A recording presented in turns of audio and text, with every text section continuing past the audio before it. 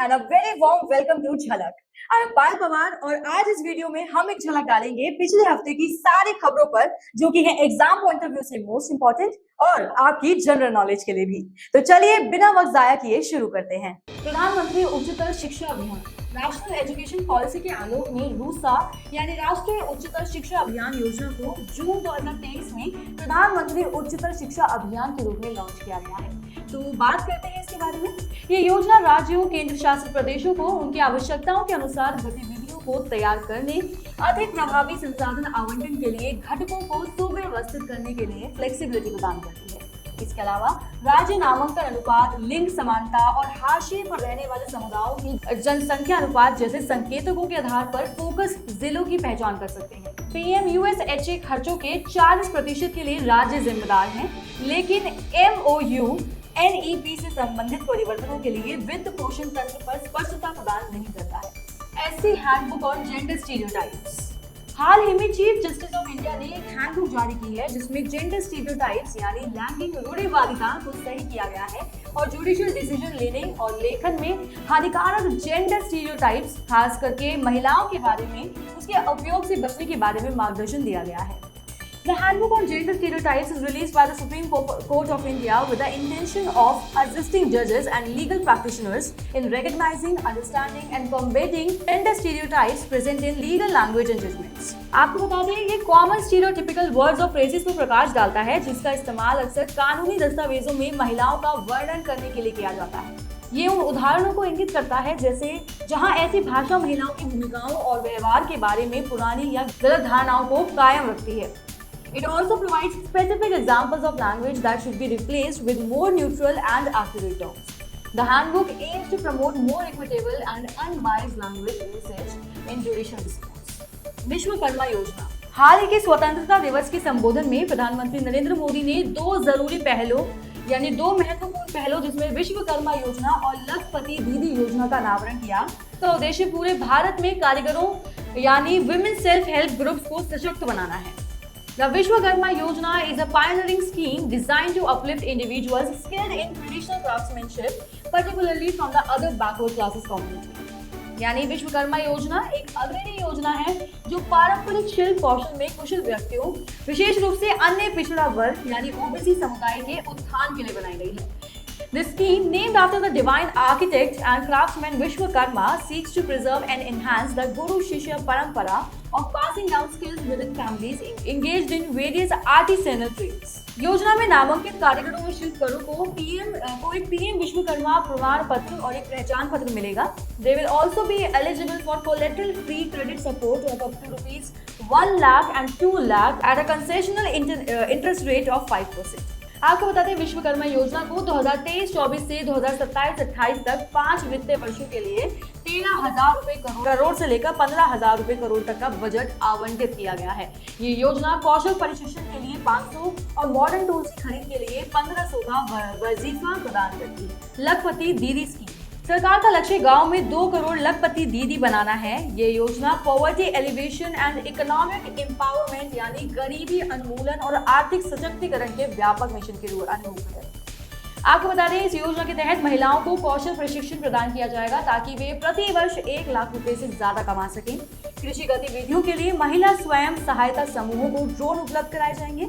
लगभग 15,000 महिला स्वयं सहायता समूहों को ड्रोन के संचालन और मरम्मत का प्रशिक्षण दिया जाएगा। इस योजना के तहत महिलाओं को LED बल्ब बनाने, प्लम्बिंग और जैसे कौशल में प्रशिक्षित किया जाएगा। Use of animals from drug testing process. Bharat सरकार ने हाल ही में amendment to the new drugs and clinical trial rules 2023 में एक संशोधन पेश किया है। ये संशोधन अनुसंधान, विशेष रूप से दवा परीक्षण में जानवरों के उपयोग से संबंधित नैतिक और वैज्ञानिक चिंताओं को संबोधित करता है।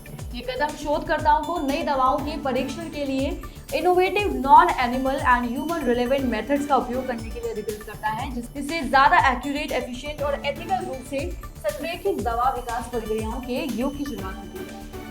फार्मास्यूटिकल क्षेत्र में प्रगति के बावजूद एनिमल टेस्टिंग में पास होने वाली अधिकांश दवाएं ह्यूमन क्लिनिकल ट्रायल्स के दौरान विफल हो जाती हैं। एनिमल मॉडल्स, यहाँ तक कि नॉन रोडेंट्स भी दवाओं के प्रति जटिल मानव प्रतिक्रिया को पूरी तरह से दोहरा नहीं सकते हैं। Recognizing these limitations, researchers globally have been exploring alternative testing methods that better replicate human biology responses. बात करते हैं डिफेंस की।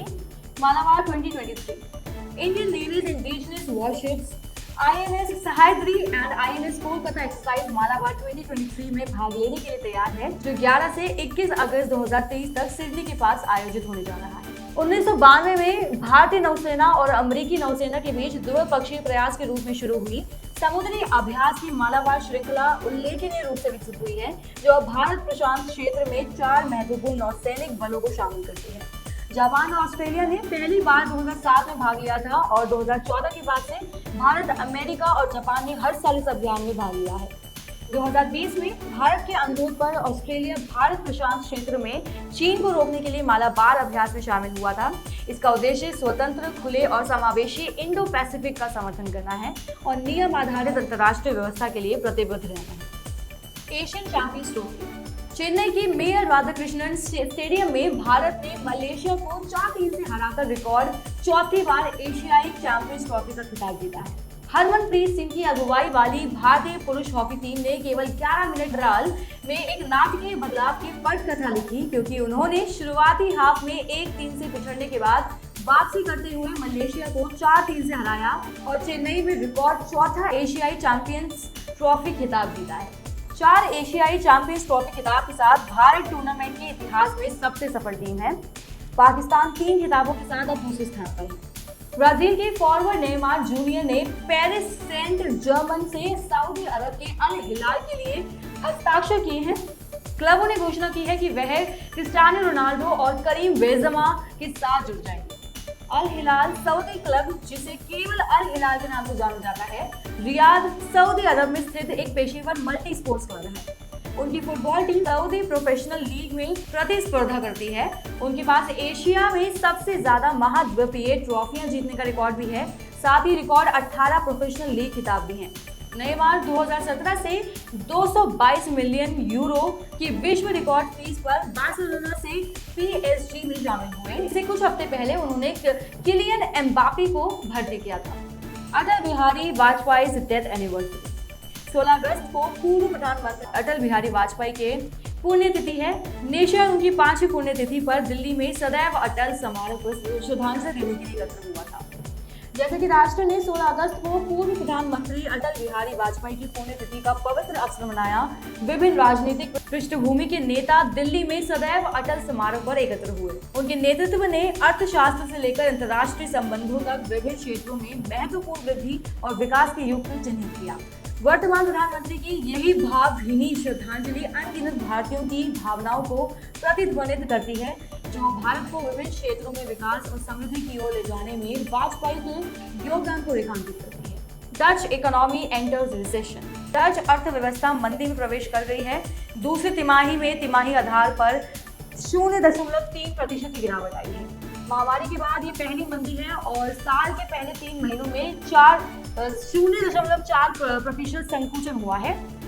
यूरोजोन की 5वीं सबसे बड़ी अर्थव्यवस्था उपभोक्ता खर्च और निर्यात में गिरावट से प्रेरित थी। उपभोक्ता खर्च 1.6% गिर गया, जबकि निर्यात वर्ष के पहले 3 महीनों की तुलना में 0.7% कम था।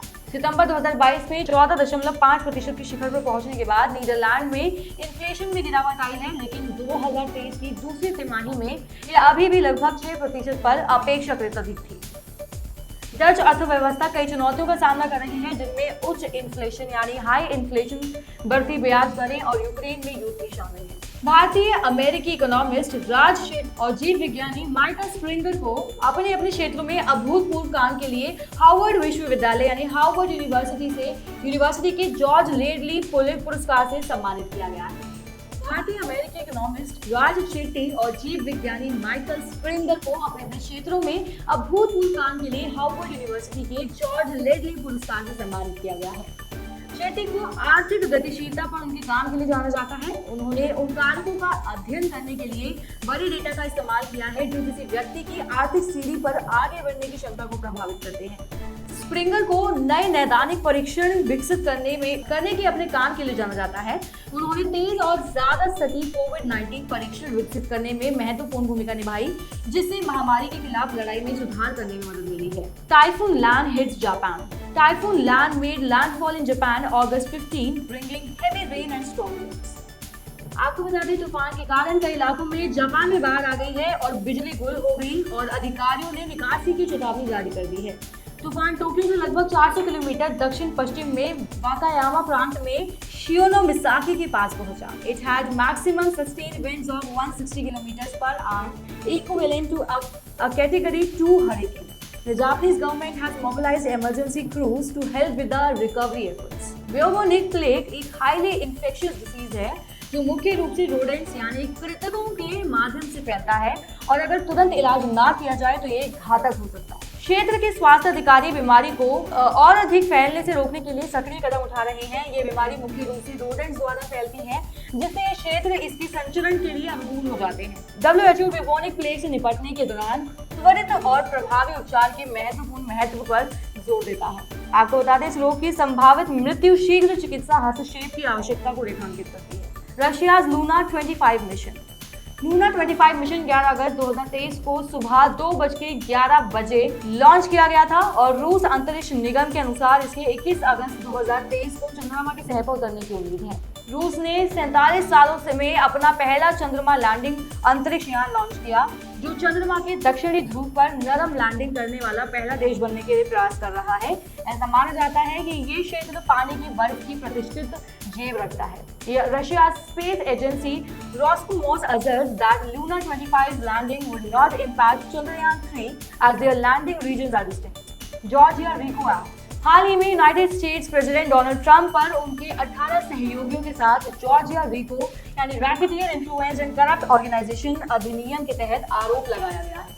आरोपों में कथित आपराधिक गतिविधियों की एक श्रृंखला शामिल है, जिसमें मुख्य रूप से जालसाजी, झूठे बयान देना, एक सार्वजनिक अधिकारी का रूप धारण करना, गवाहों को प्रभावित करना और साजिश करना शामिल है। रिको एक्ट की उत्पत्ति 1970 में अमेरिकी संघीय कानून में हुई थी।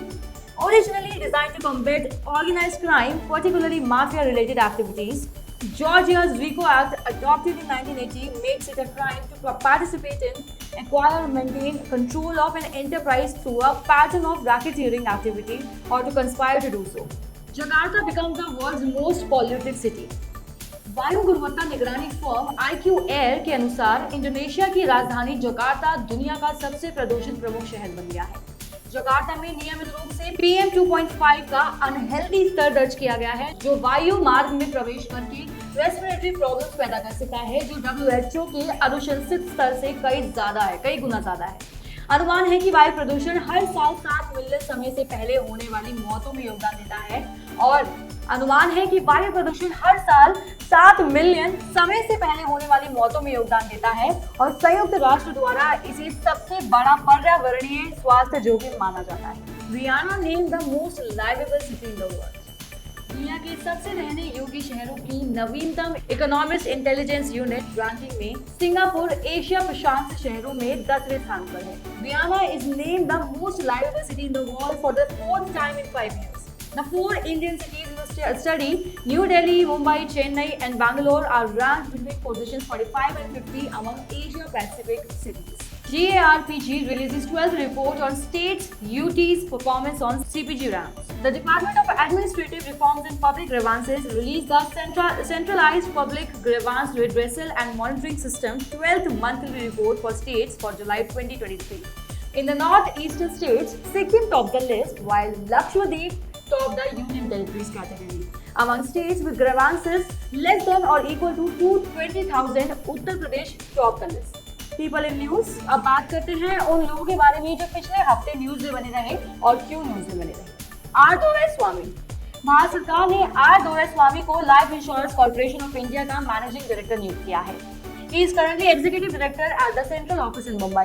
He has been appointed in place of Mini Ipe with effect from the date of assumption of charge of office on or after September 1, 2023 and up to the date of his superannuation on August 31, 2026. He has served 13 years plus at the Life Insurance Corporation of India. Anwarul Haq Qadir. Anwar ul Haq काकर ने पाकिस्तान के 8वें अंतरिम प्रधानमंत्री के रूप में शपथ ली है, जिससे वह ये पद संभालने वाले देश के सबसे कम उम्र के व्यक्ति बन चुके हैं। इस नियुक्ति के साथ कक्कर को एक निष्पक्ष प्रशासन का नेतृत्व करने, आगामी आम चुनावों की निगरानी करने और देश के सामने आने वाली आर्थिक बाधाओं को दूर करने के लिए जिम्मेदारी सौंपी गई है। काकर को पाकिस्तान के इतिहास में सबसे कम उम्र के अंतरिम प्रधानमंत्री के रूप में प्रतिष्ठित किया गया है। अनवर अल हक काकर एक जातीय पशुधन है और बलूचिस्तान आवामी पार्टी के संबंध है। पूर्व क्षमता में उन्होंने 2013 में बलूचिस्तान प्रांतीय प्रशासन के प्रवक्ता के रूप में काम किया, जिसने उन्हें क्षेत्रीय शासन में मूल्यवान अंतर्दृष्टि प्रदान की। अनवर अल हक काकर ने मार्च 2018 में पाकिस्तानी सीनेट में सीनेटर का पद संभाला। उन्होंने 2018 पाकिस्तानी सीनेट चुनावों के दौरान बलूचिस्तान से सामान्य सीट प्रतिनिधित्व के माध्यम से एक स्वतंत्र उम्मीदवार के रूप में अपनी सीनेट सीट सुरक्षित की। So friends, that's it for today. मिलते हैं नेक्स्ट वीक झलक में। अगर आपको ये वीडियो पसंद आया हो या किसी भी तरह से यूजफुल लगा हो तो please like, comment and share. Also, subscribe to our channel for more videos like this and don't forget to hit the bell icon for updates. Thank you.